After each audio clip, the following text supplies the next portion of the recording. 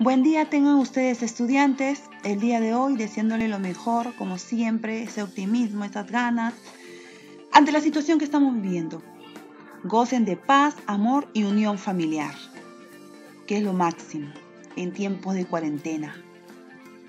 El día de hoy, como estamos viendo en las imágenes, vamos a hablar sobre la literatura de la conquista. Esa literatura que se combinó con la llegada de los españoles a nuestro Perú y a muchos países hispanoamericanos. Veamos.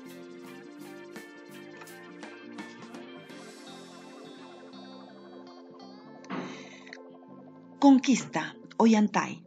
Literatura de la conquista. Generalidades. En el proceso de conquista propiamente dicho, las primeras manifestaciones literarias que trajeron los españoles fueron, en la lírica, las coplas de marinero, de fuerte contenido soez, debido a que, como resulta obvio, los primeros europeos que llegaron a las expediciones conquistadoras no eran precisamente gente instruida. Como ya muchos sabemos, Pizarro era un criador de chanchos, simplemente venían pues en busca de fortuna, en busca de oro, en busca de nuestras riquezas.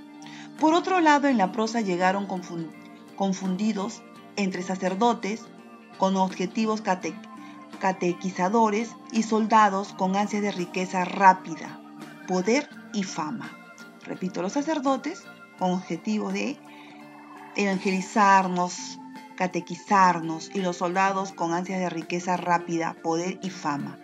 Gente de mediana o aceptable educación que se dedicó a registrar todos los sucesos de la conquista, en la mayoría de los casos con un pretendido y muy publicitado verismo, que difícilmente fue tal, ya que siempre escribieron desde su visión del otro, con respecto de una civilización que no pudieron ni siquiera comprender cabalmente debido a su prejuicio religioso, que les asegura una misión, civilización. Estos registros fueron las crónicas que luego serían también realizadas por mestizos e indígenas. Las crónicas son documentos donde los conquistadores plasmaron los hechos de la conquista y parte de la historia del antiguo Perú. Las crónicas tienen un doble valor, histórico y literario. Valor histórico porque recogen parte de nuestro pasado, y el literario porque son las primeras muestras escritas de la literatura peruana.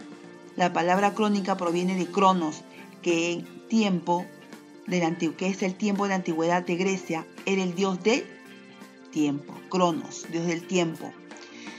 Las crónicas tienen su origen en la Edad Media española, por el afán que tuvieron los reyes de Castilla de conservar en la memoria los acontecimientos de su reino. Cuando los españoles llegan a nuestro continente, introducen las crónicas con el objeto de plasmar en ellas sus primeras impresiones del nuevo mundo que van corriendo.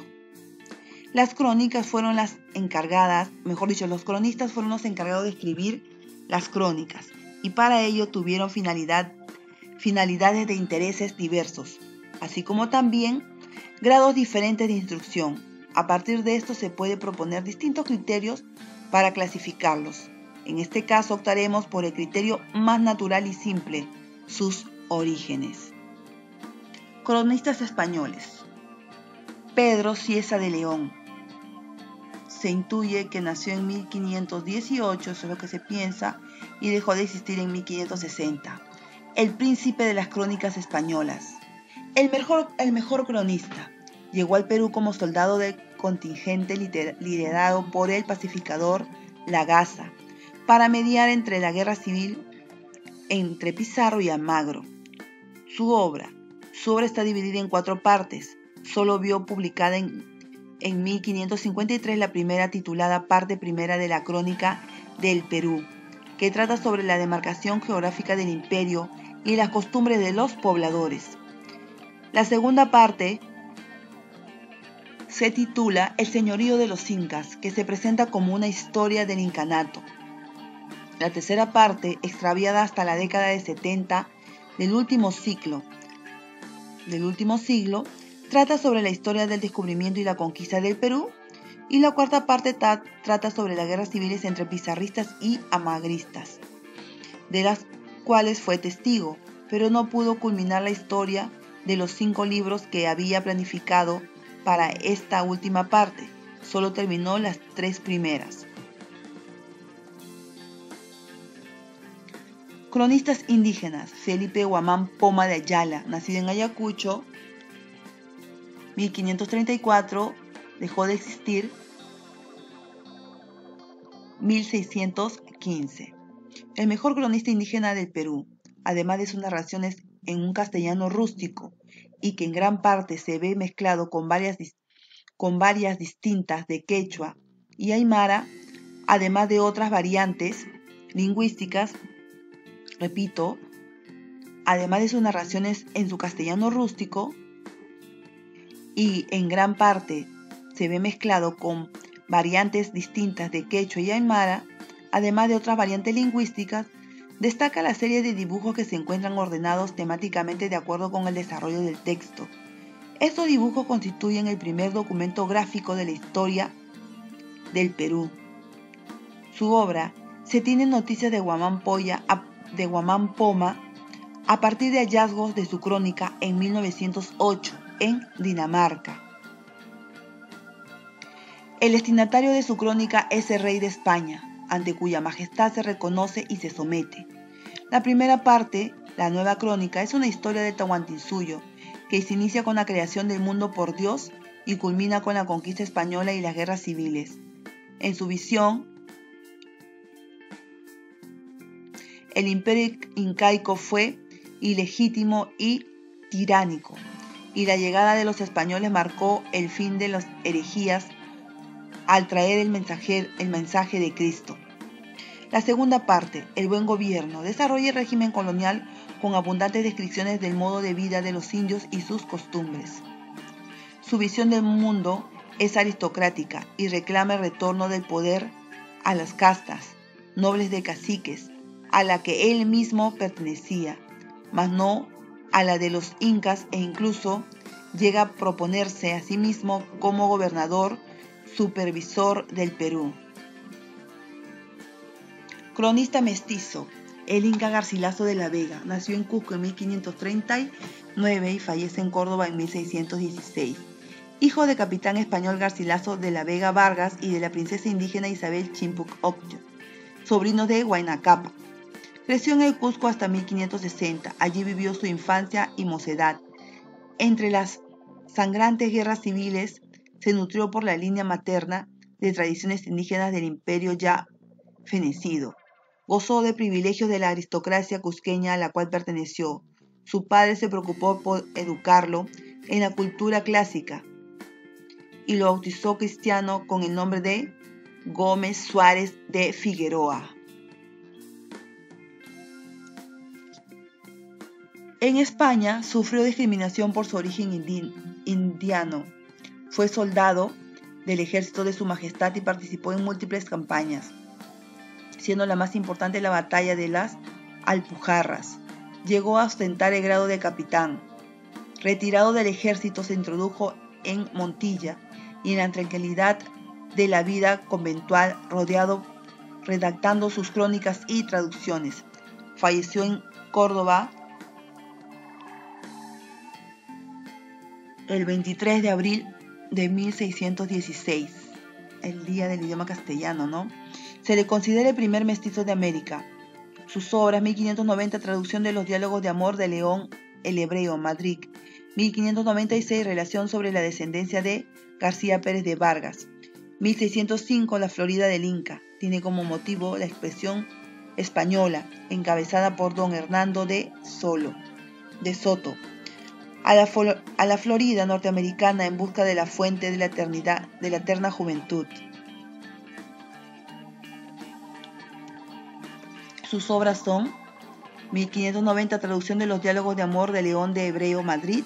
1596, relación sobre la descendencia de García Pérez de Vargas. 1605, la Florida del Inca. Tiene como motivo la expresión española encabezada por don Hernando de Soto a la Florida norteamericana. 1606, comentarios reales. Narra en forma idílica los hechos del imperio fenicio, organización política, económica, social, etc. 1617, Historia General del Perú, edición póstuma. Según parte de los comentarios reales, narra los hechos de la conquista española hasta las guerras civiles entre los pizarristas y amagristas. Muestra una visión conciliadora de una perspectiva netamente cristiana. Bueno, en su glosario tenemos que un mito es un relato simbólico de los hechos de la historia. Y los relatos, mejor dicho, y la leyenda es un relato literario sobre un acontecimiento del pasado. ¿Sabían que Garcilaso de la Vega, cuyo verdadero nombre fue Gómez Suárez de Figueroa, fue considerado por Raúl Porras Barnechea el primer mestizo peruano?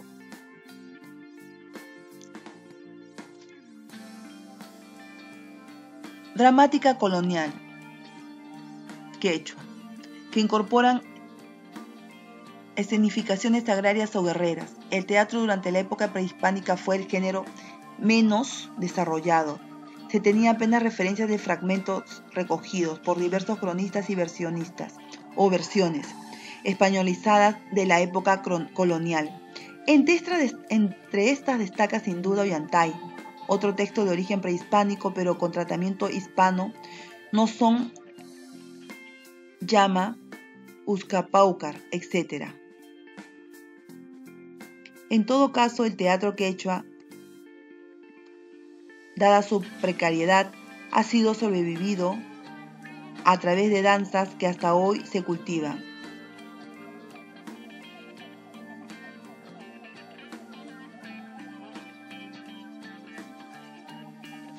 Ollantay, teoría sobre el origen de Ollantay. Teoría incaísta o prehispánica. Esta teoría es sostenida por Juan von Texudy, Clemente Marc y Sebastián Barranca. Estos autores sostienen que el drama fue concebido y compuesto en la época prehispánica sin ningún tipo de influencia española. Teoría hispanística o colonial, que sustentada por Marcelino Méndez y Pelayo Bartolomé Mitre. Ambos escritores señalan que el drama fue creado en la época colonial, siguiendo los moldes del teatro español de la Edad de Oro. Teoría eléctrica o intermedia. Esta teoría es sostenida por José de la Riva Agüero y por Luis Sánchez. Estos autores argumentan que si bien es cierto el drama fue creado en la colonia, este se basó en una versión rudimentaria del incanato, lo que ahora conocemos como Ollantay. Es la reactualización colonial de un drama prehispánico. Bueno, estudiantes, esta parte del drama Ollantay lo vamos a leer en clases con el aporte y la ayuda ¿de quién? De cada uno de ustedes, ya que son unos chicos muy participativos. Conmigo será hasta una próxima oportunidad. Bendiciones.